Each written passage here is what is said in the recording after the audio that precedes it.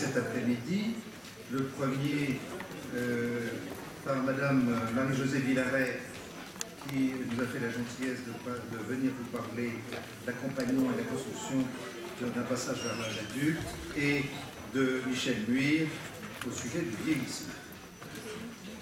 J'ai entendu un certain nombre de messages au cours du déjeuner, et je recommande aux orateurs d'orienter leurs exposés sur des choses concrètes, très pratico-pratiques, au profit de l'auditoire. En ce sens que les gens maintenant se posent vraiment des questions importantes, sont confrontés à des situations parfois conflictuelles avec les enseignants, avec les écoles, avec un certain nombre de professionnels, et ne savent pas comment s'en dépêtrer.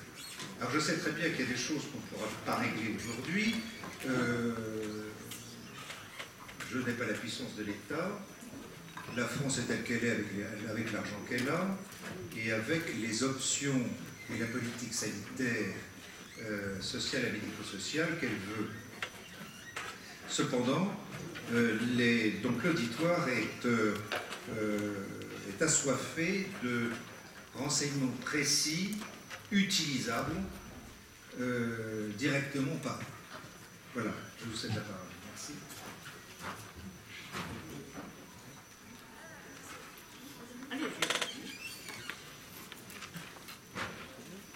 Voilà, bonjour à tous, même si on s'est déjà croisés, on ne sait pas forcément, on ne se connaît pas, donc j'ai le privilège de vous réveiller cet après-midi. J'espère que les choses iront de bonne manière.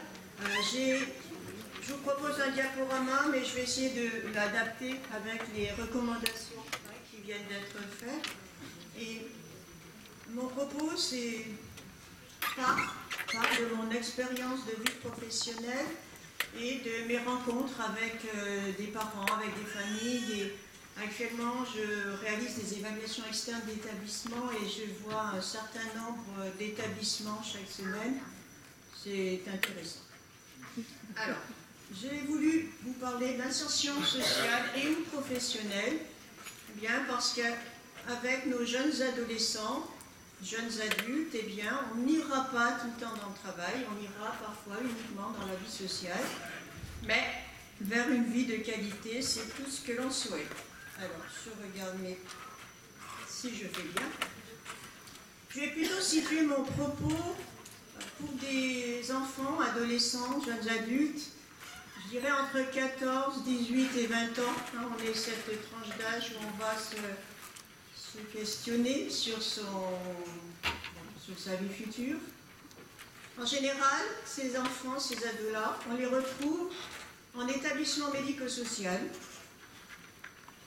de tout type, avec plusieurs noms, en unité localisée d'inclusion scolaire, vous vous rendez compte déjà, un beau sigle, ULIS, vous en avez peut-être déjà entendu parler, en SECPA.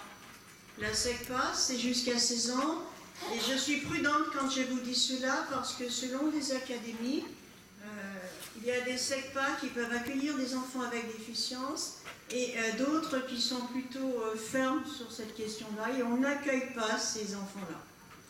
Et puis parfois, on les retrouve à domicile ou à l'hôpital de jour. Pour certains, vous avez connu cela, vous connaissez, pour d'autres, pour les plus petits, eh bien, ce sera l'avenir. En tout cas, à cet âge-là, 14 ans, on peut entrer dans un IME pour adultes, on peut entrer en ULIS. Pour vous, c'est pas ouf. Désolée de vous le dire, mais il est dans un établissement, il a 14 ans, ouf, ça y est, oui, il est accueilli en journée. Mais déjà se profilent les 18 ans, les 20 ans, et il faut que je pense à sa vie adulte. Globalement, vous n'avez jamais de temps pour souffler, parce qu'il faut toujours penser après, qu'est-ce qui se passe demain? Et c'est un chemin qui est difficile. La concordance des temps. Alors moi, je me situe plutôt dans cette tranche d'âge, mais je pense que c'est à tout âge. Comment faire correspondre les temps des uns et des autres? cet adolescent, votre enfant, mais il a besoin de plus de temps. Il a besoin d'expérimenter. Il a besoin qu'on lui explique les choses. Il chemine pas à pas. Et ça prend plus de temps pour faire des choix que pour d'autres. Exprimer un choix, c'est quelque chose de très compliqué. Très souvent, ces ados-là veulent faire plaisir à papa-maman. Donc si papa-maman souhaite qu'il aille en ESAT, eh bien ils diront oui. S'ils souhaitent qu'il fasse un stage, ils diront oui. Puis c'est difficile de faire des choix, parce qu'ils ont des difficultés à se projeter, ils ont des difficultés à anticiper. Et choisir va prendre du temps, beaucoup de temps. Et on n'a pas tant de temps que ça. Parce que les décisions d'orientation, certains parmi vous les ont connues, doivent être prises parfois en quelques mois. Vous êtes en CLIS, très vite, est-ce qu'il va en ULIS? Et puis on n'a pas la réponse, on aura la réponse au mois de juin. Et au mois de juin-juillet, vous recevez une lettre qui vous dit que votre enfant sera accueilli en ULIS. 2, 3 ULIS, mais laquelle choisir? Et est-ce que je dis oui? Est-ce que je dis non? Quelquefois, très rapidement, on vous dit « Ah ben tiens, dans un mois, il y a une place à l'IME. » Et il faut choisir. Et choisir en quelques mois. Et puis, selon certaines régions, eh bien, la MDPH traite les dossiers de manière plus ou moins rapide. Dans la région où j'étais, on était à 1 an et demi à peu près, traitement des dossiers adultes. Ce qui voulait dire que 2 ans avant, on commençait à faire le dossier pour être orienté en établissement adulte. Vous vous rendez compte ce décalage des temps? Et puis les établissements adultes, il y a peu de place. Encore une fois, selon les régions. Je vois beaucoup de disparités dans toute la France, mais quelquefois on attend des mois, des années. 25 ans, on n'a toujours pas de place en établissement adulte. Ça existe, je l'ai vu. Et puis les établissements, quels qu'ils soient, établissements médico-sociaux, les enseignants référents en ULIS, préparent la vie adulte. Mais ils sont tellement dans leur habitude, cette préparation de vie adulte. On se dit en réunion, ah non, il n'ira pas vers le travail, hein, non, pour le moment c'est trop compliqué, non, on va plutôt penser à un foyer d'accueil médicalisé, on va plutôt penser telle ou telle structure, un centre d'accueil de jour. Très souvent, ceci est discuté dans les équipes. Mais est-ce que la famille a été associée à cela? Est-ce qu'on l'a informé de toutes les possibilités? J'ai connu beaucoup de situations où, à 19 ans, on dit à la famille, allez, il faut choisir. Mais la famille n'a pas été préparée. La famille ne sait pas ce qu'il faut choisir. La famille n'a pas eu toutes les informations. Parce que chacun travaille un petit peu de son côté. Chacun fait son travail. Les professionnels font leur travail. Mais on pense que les parents savent, que les parents connaissent tout. Et là, on fait des erreurs. Tout ça pour vous souligner cette délicate concordance des temps et la difficulté d'arriver tous à point au même moment. Ce que je pourrais dire, et de ma place bien évidemment, c'est que le dispositif législatif actuel, les lois qui sont actuellement celles qui nous guident, à mon sens, elles nous permettent largement d'offrir des parcours individualisés, adaptés à chaque enfant, chaque adolescent. Mais il faut utiliser toutes les facettes et tout ce qu'on peut utiliser dans ces lois-là.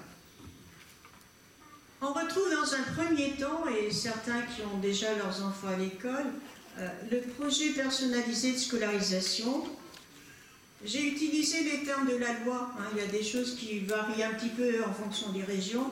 Ça, ce sont les termes légaux. Projet personnalisé de scolarisation que l'on va élaborer, signer dans l'école, avec l'enseignant, avec les parents, avec un médecin, un psychologue. En général, c'est plutôt quand l'enfant est scolarisé, entre guillemets, en milieu ordinaire. On a plutôt un projet personnalisé de scolarisation. Quand votre enfant est en établissement médico-social, on va parler de PIA ou de projet personnalisé PP. On en parlera, je vous en parlerai un petit peu plus longuement tout à l'heure, comment il se construit. Et dans ce projet individuel d'accompagnement, eh bien, en général, on retrouve le projet de scolarisation. Parce que la loi dit que jusqu'à 16 ans, tout enfant a droit à être scolarisé. La scolarisation est un droit pour tous. Mais cheminer avec vos enfants, professionnels, parents, eh bien, demande, à mon sens, qu'on ait un recueil des besoins et des attentes qui soit approfondi, une évaluation des capacités qui doit fonder le projet personnalisé. Alors ça tombe bien, c'était le thème des 2 journées hier et avant-hier, mais c'est en tout cas ce à quoi je crois vraiment. J'ai pris tout ce très rapidement, je vais essayer de maîtriser le temps, ce tableau qui est issu des recommandations bonnes pratiques de l'ANESM, mais qui n'était pas dédié forcément au champ du handicap, qui a été proposé dans le champ de la protection de l'enfance, puisque actuellement dans le champ de la protection de l'enfance, on a beaucoup d'enfants malgré tout qu'on retrouve en situation de handicap. Voilà. Je trouvais que ce tableau était intéressant. Alors les recommandations bonnes pratiques, vous les retrouvez sur le site de l'ANESM, il y a des choses intéressantes. Je trouvais que c'était intéressant parce que ça donne bien ce sur quoi on doit s'appuyer pour conduire un projet. L'évolution, le développement de l'enfant. Il faut bien savoir où il en est dans son développement. Qu'est-ce qui est essentiel à son bien-être? Oui, certes, des capacités scolaires, qu'est-ce qu'il sait, qu'est-ce qu'il ne sait pas, mais également comment il est, où il est bien. Des parents, comment les parents peuvent s'adapter aux besoins de leur enfant? Est-ce qu'ils ont besoin d'un soutien important? Est-ce que l'enfant peut rester à la maison? Est-ce qu'il doit être accueilli en institution? Et quand il est en établissement, eh bien, qu'est-ce qu'on fait dans cet établissement? Que doit faire l'établissement? L'établissement doit rendre des comptes. Et puis l'environnement, parce que cet enfant doit vivre, il doit avoir une vie sociale. Donc comment est-ce qu'il peut vivre dans la cité? Comment est-ce qu'il peut vivre avec ses pairs? Voilà, ces 4 points vont fonder le socle du projet personnalisé. Alors qu'est-ce qu'on trouve dans notre pays? J'ai fait trois parties pour où peuvent se retrouver ces enfants. Alors, il y en a qui sont scolarisés en ULIS, mais l'ULIS n'est pas suffisant. La scolarisation n'est pas, à mon sens, doit être accompagnée. Alors, on est accompagné, on peut être accompagné par des CESAD. Les CESAD, c'est des services qui se déplacent sur le lieu où est l'enfant. Alors, il y a des CESAD qui sont un peu plus généralistes, qui peuvent accueillir tout handicap, d'autres qui sont plutôt déficience intellectuelle, déficience auditive, mais un CESAD accompagne l'enfant où il est, selon ses besoins. Et puis, de manière un petit peu plus importante, on peut avoir des établissements médico-sociaux, des IME, qui peuvent avoir des organisations. On va être dans le mix, c'est-à-dire la moitié du temps en IME, la moitié du temps en ULIS. Parce qu'il y a besoin d'un accompagnement qui est plus soutenu. L'ULIS, je n'ai pas précisé, mais peut-être certains le savent. L'ULIS, c'est une unité dans un collège, qui vit dans un collège, avec des enseignants spécialisés, mais avec une vie dans le collège. Et quand il y a 500, parfois 1000 élèves dans le collège, les temps de vie scolaire, les temps de récréation, les temps de cantine sont parfois compliqués. Et c'est ici que peuvent intervenir les CESAD ou les IME, ou quand c'est trop compliqué, eh bien c'est là où on aura 2 journées d'ULIS, 2 journées d'IME, parce que l'enfant en a besoin. Et parfois, cela n'est pas possible. Parfois, cet enfant ne va pas supporter la scolarisation dans ce type de collège. Parce qu'il y a trop de monde, parce que ça va trop vite, parce qu'il a besoin de protection. C'est pas qu'il ait moins de compétences, hein, c'est qu'il a besoin d'être plus au calme, qu'il a besoin d'être entouré. Et à ce moment-là, on peut proposer des accompagnements au secteur médico-éducatif. Alors il y en a toutes sortes, il y en a pour tous les âges.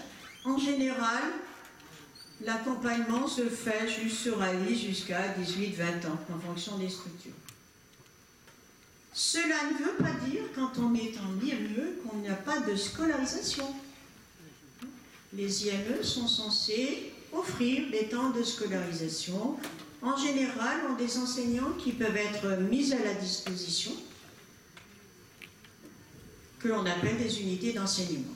Mais IME, il y a des temps de scolarisation, et je dirais, c'est moi qui dis, il doit y avoir des temps de scolarisation pour tous les enfants.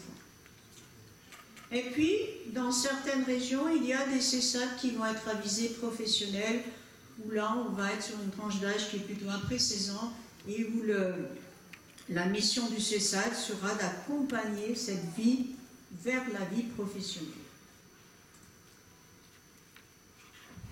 Dans tous les cas, dans toutes les situations, on a un coordinateur qui va être désigné pour accompagner le projet de la personne. Si vous êtes en ULIS, ce sera un enseignant référent. Si vous êtes en établissement, il y aura un éducateur ou une autre personne. Mais en général, il y a cette personne qui va coordonner le projet. Ce qui est dommage peut-être, et on peut souligner, c'est que en fonction des années, en fonction des établissements, eh bien, on change de référent, on change de coordonnateur. Il y a cette question du parcours et cette question de la continuité. Le coordinateur fait des liens. Ce n'est pas lui qui va être responsable du projet. Ouais, si ça ne fonctionne pas, vous n'allez pas lui dire « oh, c'est de sa faute ». Non. Mais il doit faire les liens, il doit communiquer, il doit organiser des rencontres. Et puis, on ne le dit pas tout le temps, mais il faut le dire, rien n'interdit à des parents d'assurer la mission de coordination. Rien ne l'interdit. On voit des familles qui souhaitent assurer cette coordination. C'est possible. Est-ce que c'est judicieux? J'en sais rien, pas tout le temps. C'est quelquefois difficile de coordonner un projet quand on est pris un petit peu dans l'affectif, mais malgré tout, disons-le, rien n'interdit à un parent de coordonner le projet de son enfant, ou en tout cas de solliciter. Vous avez le droit, une fois au moins par année, d'avoir avec les personnes qui accompagnent votre enfant à une réunion de projet. En général, quand c'est les réunions d'équipe de suivi de scolarisation, c'est une par trimestre. En général, dans les établissements, c'est au moins une par année. C'est le devoir des établissements de vous proposer cela, de vous rencontrer, de recueillir vos attentes et d'élaborer avec vous un projet personnalisé. En général, très souvent, on va dire que dans les établissements, il y a au préalable une réunion. Moi, je l'ai appelée d'harmonisation, certains disent synthèse et autres. Bon. Qui permet à l'établissement d'élaborer des pistes de travail. La réunion de projet, elle se fait avec l'adolescent, l'adulte, sa famille, des travailleurs sociaux, si les personnes sont d'accord, un responsable de l'institution, mais en tout cas, c'est quelque chose qui doit se réaliser une fois par année.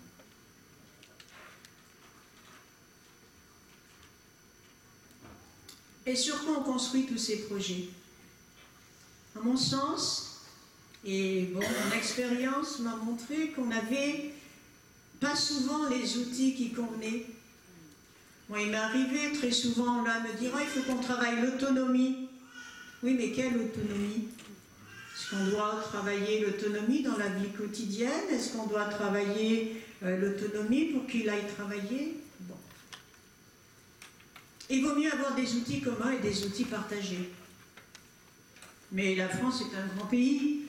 Bon, si on n'a pas les mêmes outils à Paris qu'à Marseille, bon, c'est toujours assez délicat. Actuellement, on n'a pas trop d'outils à nos dispositions, d'outils qui soient des outils que l'on puisse partager sur le plan national. Il y en a un qui peut être utilisé, qui n'est pas forcément simple d'utilisation, mais en tout cas qui est utilisé dans les MDPH et qui est le GEVA. En voici,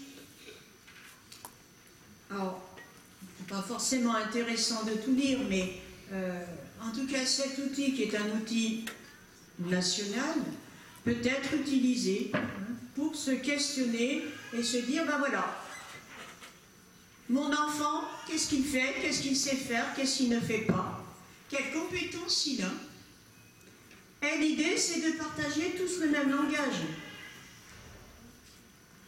Un petit exemple. Moi, j'avais une famille, elle nous disait, mais non, ma fille, elle ne sait pas se laver. Ben, il faut que vous lui appreniez à se laver.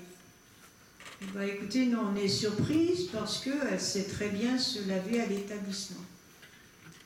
Bon, on n'était pas en gros conflit avec la famille, mais la famille n'était pas du tout satisfaite de ce qu'on lui disait.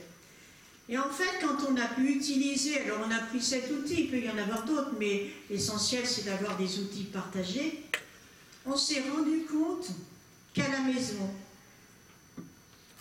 la famille avait une pomme de douche avec un flexible, et que la jeune fille devait utiliser le flexible pour se laver.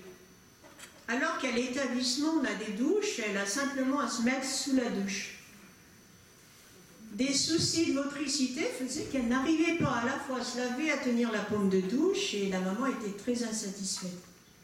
Et en fait, le fait d'utiliser un outil commun, de se questionner sur les mêmes points, ont permis à un moment donné, parce qu'on disait quand même, elle exagère, cette maman, sa fille, elle la voit quand même plus en difficulté qu'elle n'est, eh bien, avoir les mêmes références, ça nous a permis de se dire, ben oui, voilà où est la difficulté.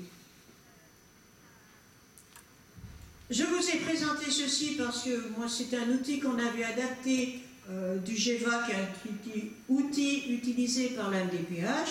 Bon, on peut très bien utiliser d'autres outils, mais ce que je veux dire, c'est que il faut parler le même langage avec les professionnels. Combien de fois on a dit à des familles, mais votre enfant n'est pas autonome? Qu'est-ce que ça veut dire? Est-ce qu'il ne sait pas se laver? Est-ce qu'il ne sait pas manger? Est-ce qu'il ne sait pas se déplacer? Est-ce qu'il n'est pas autonome pour le travail?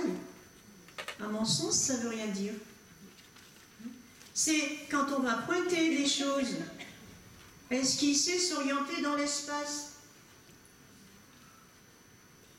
J'avais un jeune homme où les éducateurs disaient oui, oh ben non, mais il sait se déplacer. Quand on est allé plus loin dans le document, oui, il savait se déplacer quand c'était plat. Et puis en fait, quand il sortait de l'établissement, il y avait des côtes et puis des petites collines, il n'y arrivait plus. Vous voyez, on est tous sur une question de langage. Et qu'est-ce qu'on veut dire quand on dit ben, cet enfant, il se déplace ou il ne se déplace pas? On parle tous le même langage. Voici la deuxième partie. C'est pas très lisible, mais on a dû faire des petits montages tout à l'heure. Deuxième partie, eh bien voilà, mon enfant, il s'oriente pas dans le temps. Il s'oriente pas dans l'espace. Et je vous assure que c'est intéressant de balayer tout ça, parce qu'on découvre des choses. On découvre comment cet enfant fonctionne. Et du coup, on va découvrir ce dont il a besoin. Et qu'est-ce que je mets en place? Est-ce que c'est nécessaire de mettre en place, je ne sais pas moi, lui apprendre à se déplacer en montagne? Est-ce qu'il en a besoin? Est-ce que c'est nécessaire de mettre en place des outils, je ne sais pas, un déambulateur dans certaines situations ou pas? Et l'idée, c'est de se dire, qu'est-ce qui va faciliter, qu'est-ce qui est un obstacle, et nous, qu'est-ce qu'on fait?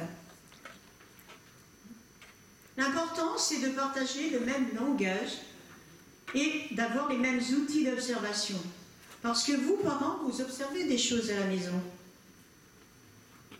J'avais dans un établissement un enfant qui était très en difficulté, qui ne parlait pas. Et les parents nous disaient, mais non, mais nous, à la maison, il utilise l'ordinateur. On disait, mais non, quand même, les parents, ils exagèrent. Hein. Pas possible, ça ne se passe pas chez nous. Mais ce n'était pas le même ordinateur, ce n'était pas dans les mêmes conditions. Et la confrontation des deux points de vue, ce qu'avaient vu les parents, ça nous a permis de mettre en place d'autres stratégies pour qu'à l'établissement, ils puissent utiliser l'ordinateur. Et trop souvent, à mon sens, ça n'engage que moi, dans les établissements, on dit, mais les parents, ils nous ont dit ça, mais ça ne va pas, ils ne le font pas, non? Si, dans certains contextes, certains enfants, adolescents, ont des capacités, les réalisent. Mais dans un autre contexte, ils ne les réaliseront pas. Et c'est cette rencontre qu'on doit provoquer autour d'outils partagés. Et les parents qui disent, mais non, moi à la maison il le fait, et pourquoi il ne le fait pas chez vous? Bien non, moi à l'établissement ça se passe bien, pourquoi pas chez vous? Et cette confrontation-là, eh bien, va nous permettre de construire. Et l'objectif, c'est quand même que cet enfant développe des compétences. Si on avance dans le temps, et je me laisse parfois emporter dans mon lyrisme, il faudra me rappeler l'heure. On va évoquer la question des apprentissages scolaires et professionnels. Pré-professionnels, dirons-nous, puisque maintenant on a quand même des difficultés dans des utilisations de machines. On réfère toujours à des programmes d'éducation nationale et puis à des référentiels pré-professionnels. Des expériences. Cet enfant-là a besoin d'expérience, a besoin de concret. Ce n'est pas la peine de lui expliquer comment elle est la vie dans l'entreprise, il ne peut pas l'imaginer. Il ne la connaît pas. Donc il faut y aller, il faut l'accompagner dans l'entreprise. On peut organiser des stages en milieu ordinaire de travail, en entreprise adaptée, en milieu protégé, mais il faut l'amener dans des situations concrètes. On essaye, on construit petit à petit, mais du concret.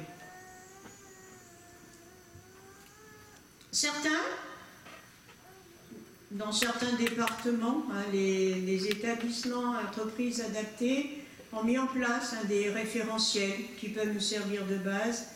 Ici, c'était un référentiel du Rhône, où, quand les jeunes gens étaient en stage, eh bien, on pouvait évaluer pas que des compétences professionnelles, parce que ce n'est pas toujours ce qui intéresse une entreprise. Une entreprise souhaite que cette personne ait certains savoir-faire, être à l'heure, ne pas sauter dans tous les sens, respecter certaines consignes, respecter quelques sécurités. Et c'est sur cela qu'il faut mettre l'accent. Les compétences professionnelles, elles viennent après. Mais être à l'heure, savoir mettre sa blouse de travail, ne pas se mettre en danger, c'est vraiment les premières évaluations qu'on doit faire. Et puis, on avance en âge. Alors, je vous ai dit tout à l'heure, on y pense depuis 14 ans. Très souvent, les établissements, ils pensent tout ça, mais ils pensent tout seuls. Ils n'associent pas toujours les familles à ce processus. Et il y a des années qui arrivent, des années qui vont être un petit peu plus angoissantes pour les familles, pour les jeunes gens aussi. 17, 18 ans, on commence à leur dire, allez, qu'est-ce que tu veux faire? On va où? Alors les établissements ont besoin de place, c'est dans les établissements médico-sociaux, dans les ULIS, on doit sortir à 16 ans, sauf aller en ULIS lycée. Et on a tendance à vouloir pousser tous ces jeunes gens vers la sortie. On n'est pas très serein, personne n'est serein, Et il y a une angoisse massive qui s'installe souvent chez les jeunes gens. Alors quand ils sont en IME depuis longtemps, ils n'ont plus envie de nous voir. Puis ils le savent, ils savent que voilà, on veut les faire sortir. Tout le monde devient agité, tout le monde voilà, s'énerve et plus de projet. Mais en tout cas, il faut prévoir du concret, parce que c'est du concret dont ont besoin nos jeunes gens. Ce n'est pas la peine de leur donner des grands tableaux écrits. Allons vers le concret. Il faut leur donner des expériences, même si l'expérience elle est plus ou moins réussie. Il faut aller, il faut faire. Quand on est au sein d'un IME ou d'une Ulysse, eh bien, on va s'attacher aux expériences, aux petites choses, à des ateliers de vie citoyenne, à apprendre à se développer, à se déplacer dans la cité. Parce que comment pourra-t-il aller à son établissement, à l'ESSAT ou ailleurs, s'il est à Paris, à Lyon, s'il ne sait pas prendre les bus, s'il ne sait pas à minima demander son chemin,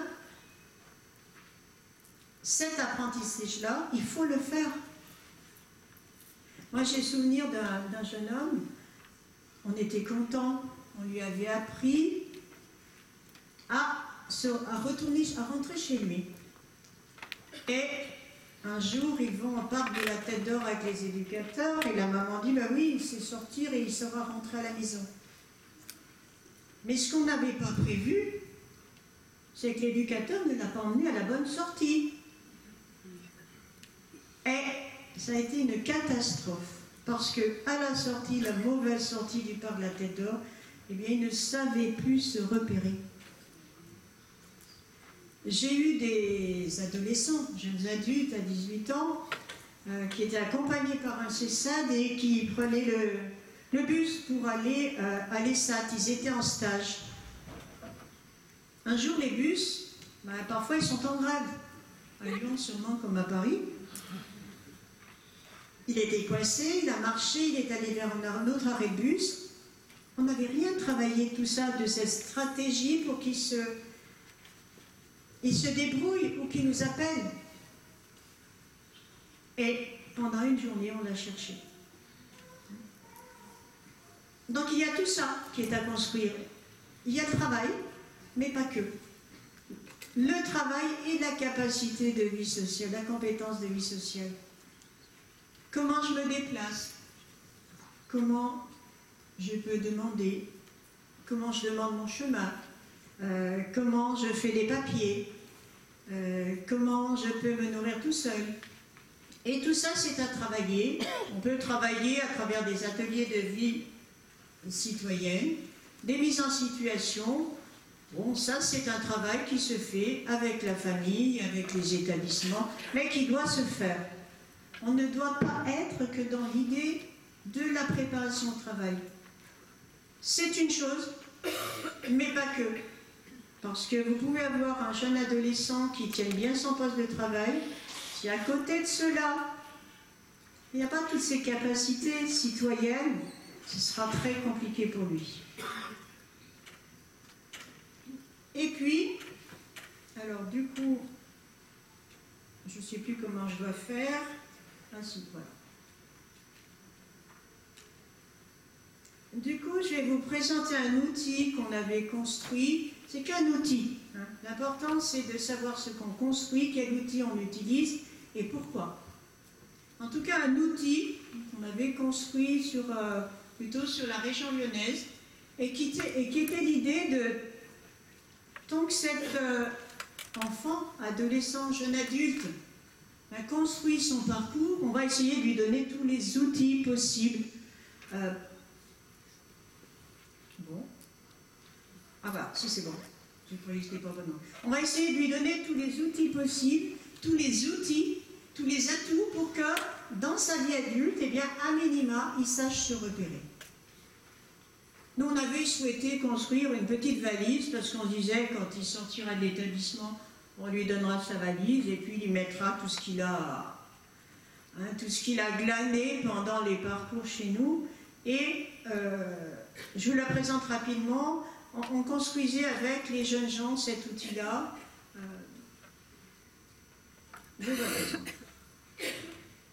Alors, c'était dans un IME, hein, on peut faire ce travail-là en Ulysse, on peut faire ce travail-là dans n'importe quel établissement. Eh bien, qu'est-ce qu'on peut faire? Quand on sort, où est-ce qu'on peut aller? On peut chercher du travail. Bon, je vais aller très vite, hein, il sera à vos dispositions si vous souhaitez. Mais l'idée, c'est de se dire, où est-ce que je vais? Et je me présente à Pôle emploi. Mais ça, c'est pas quelque chose qu'on leur donne comme ça. Hein? On va à Pôle emploi, on va leur montrer où est Pôle emploi. Alors bien évidemment, vous allez me dire, pour le moment, ils sont chez les parents, ils habitent rue Émile Zola, et puis après, ils habiteront quartier je ne sais quoi. Il n'empêche que c'est les habituer à voir comment les choses se passent. Mais voir, faire. Ça ne suffit pas de leur donner un document et de leur dire c'est là, c'est ce qu'il faut faire. Il faut y aller, il faut croiser les gens de Pôle emploi. Et j'ai rencontré dernièrement une personne, j'étais en train de changer le terme parce que quelquefois on dit patient, on dit résident, on dit... voilà. Et là, comme c'était sur une personne qui avait une 50aine d'années dans un foyer d'accueil médicalisé, voilà. C'était une résidente et ce qui est extraordinaire, c'est que à cet âge-là, une fois, elle est allée devant les bureaux de l'assurance maladie et elle a dit à l'éducatrice, parce qu'elle avait des papiers à faire, et elle a dit à l'éducatrice qui l'accompagnait, « Ah, je me rappelle, c'est là que je suis aussi venue avec ma maman. » Et ce qui est important, vous voyez, 50 ans, et elle était en établissement depuis déjà presque une trentaine d'années, je crois. C'est vraiment faire les choses, montrer. Il ne suffit pas de dire, tu pourras aller à Pôle emploi, on te donne l'adresse. Il faut les emmener, il faut aller voir Pôle emploi, rencontrer les gens qui ont besoin, mais en tout cas expérimenter. Éventuellement, hein, des agences d'intérim, c'est pas pour tout le monde, mais en tout cas, faire cela avec eux, en fonction d'eux, eh bien, si j'ai besoin d'un travail protégé, vers quoi je peux me retourner? Vers quel type d'établissement? Mais là, c'est la petite mallette qu'on leur donne, mais on va glaner, on va aller visiter, on va récupérer la documentation et ils avaient réellement une petite mallette hein, dans laquelle ils mettaient tout ce qu'ils glanaient. Ce n'est pas suffisant, mais ça pouvait leur donner des repères pour la suite. Et puis aborder la question du dossier de compensation. Puisque les parents, vous êtes là, vous ne serez pas tout le temps là. Et le dossier de compensation, eh bien, c'est quand même la base, hein, la constitution d'un dossier. Comment je le fais, où je le fais, eh bien, on apprend. Et on garde les éléments. Et pourquoi on le fait? Et pour travailler où? Alors là, on se retrouve dans le Rhône, et bien du coup, on a l'adresse hein, de la maison du Rhône, mais on a l'adresse, pas que, on est allé voir, on est allé visiter les locaux. Il faut vraiment toujours aller vers du concret, hein, amener des éléments qui construisent, qui permettent d'avoir des souvenirs. La maison des personnes handicapées, des éléments sur la santé. Je ne sais pas jusqu'à quelle heure j'ai.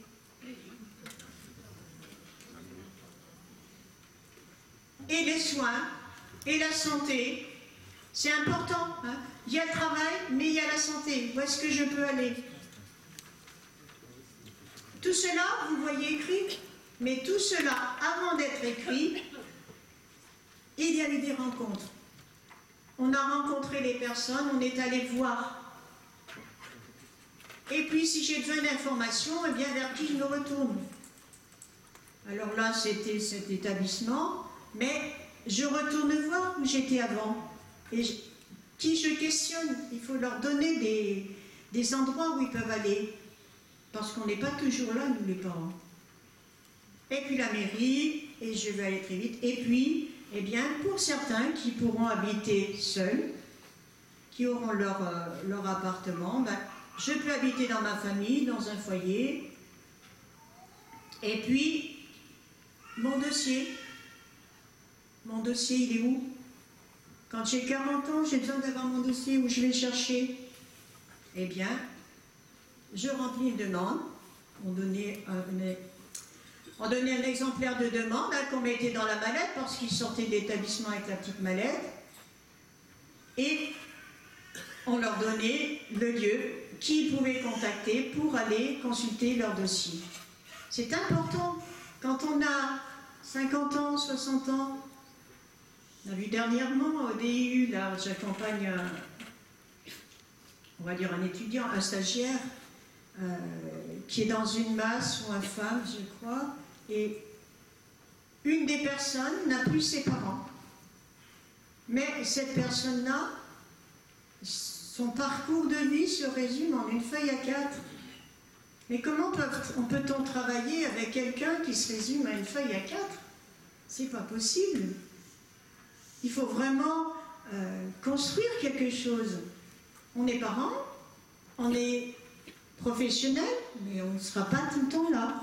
Et il faut penser à laisser des traces des parcours de vie. À la fois des photos de la famille et autres, mais aussi des traces de ce qui s'est passé avant.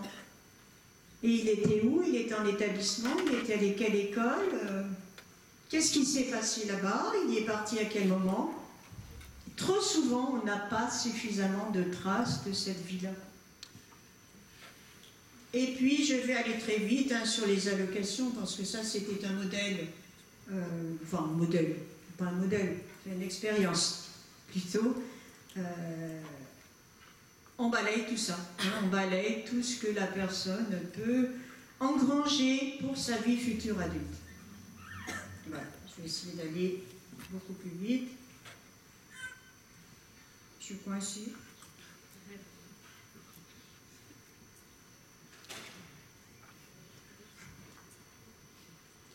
Je vais aller trop vite. Voilà. Et le dossier, très rapidement, puisque c'était page précédente, eh bien, c'est la constitution du dossier de compensation, hein, que vous connaissez sûrement bien des uns et des autres, mais en tout cas qui doit être, qui fait partie du parcours de vie. Et puis dans le troisième point que vous avez, j'avais détaillé, c'était le CESAD, hein, un CESAD à visée professionnelle, qui peut accueillir des jeunes gens de 16 à 20 ans. Là, on est plus sur une idée d'aller vers le côté entreprise, très souvent entreprise en ESAT. Mais peut-être ce qui est à retenir, famille professionnelle, c'est que pour moi, toujours le travail en réseau est essentiel. Toujours, toujours, toujours. On ne va pas tout seul, on ne chemine pas tout seul. Alors, je vais passer sur voilà, les activités qu'on peut réaliser dans un CESAD, hein, qui sont de l'accompagnement à la vie citoyenne et des accompagnements soins. Un accompagnement individuel, hein, qui est avec souvent un coordinateur de projet. Hein, ça peut être un professionnel, mais vous aussi, hein, famille, parents. Moi, en tout cas, en tant que directrice d'établissement, ce n'est pas quelque chose qui me gênait. En tout cas, il y a la question de cet enfant, adolescent, adulte qui va vers l'âge adulte et qui doit trouver sa place, je dirais la meilleure place pour lui, hein, pas celle la meilleure pour les parents ou pour l'éducateur, la meilleure place pour lui. Je voulais souligner ceci, hein, qui ne fait pas réellement partie du projet, mais dire que ce qui est important pour moi, c'est les partenariats. Les partenariats entre les missions locales, le soin, l'éducation nationale, quelquefois on se voit un petit peu en décalage avec les évaluations éducation nationale. Important aussi, quand ils arrivent à l'âge adulte, eh bien, de faire des passerelles entre les IMPRO, les IMP, les CRP, les ESAT, Je pense que les familles, vous devez avoir beaucoup d'angoisse avec tous ces cycles-là. C'est pas toujours tout simple, mais on a les moyens législatifs aujourd'hui. Avec les projets individuels ou personnalisés, en fait, vous trouverez différents termes selon les structures. Mais en tout cas, il y a la place pour chacun pour construire les parcours. Parce que c'est un parcours, et c'est un parcours du combattant. Et trouver des pistes entre 18 et 25 ans, c'est compliqué. Parce que moins de 20 ans, on est dans le champ de l'assurance maladie. Plus de 20 ans, il n'y en a pas beaucoup. Enfin, on ne trouve pas toujours des solutions. En tout cas, je peux parler de la région où je suis. À 20 ans, quelquefois, on n'a pas de place en institution, on n'a pas de place en ESAT, on a de la place à la maison. Ce n'est pas toujours la bonne solution. Mais 20 ans, c'est l'âge qui est fixé dans notre pays comme limite. Alors, vous n'êtes plus dans le médico-social, vous n'êtes plus dans un IME, mais voilà, vous n'êtes pas encore. Au-delà de 20 ans, en général, c'est le Conseil général, les établissements financés Conseil général. On est dans quelque chose d'un peu compliqué entre 18 et 25 ans. Alors, il y a des établissements qui peuvent accueillir encore des personnes jusqu'à 25 ans, selon les régions, selon les disponibilités des places, mais bon, c'est un passage difficile. Et puis, des évolutions qui sont en cours, c'est qu'actuellement, on engage beaucoup la mobilité. Quand on dit mobilité des travailleurs d'ESAT, c'est voilà, je suis en ESAT, quelquefois quand certains considèrent que ça va être pour toute leur vie.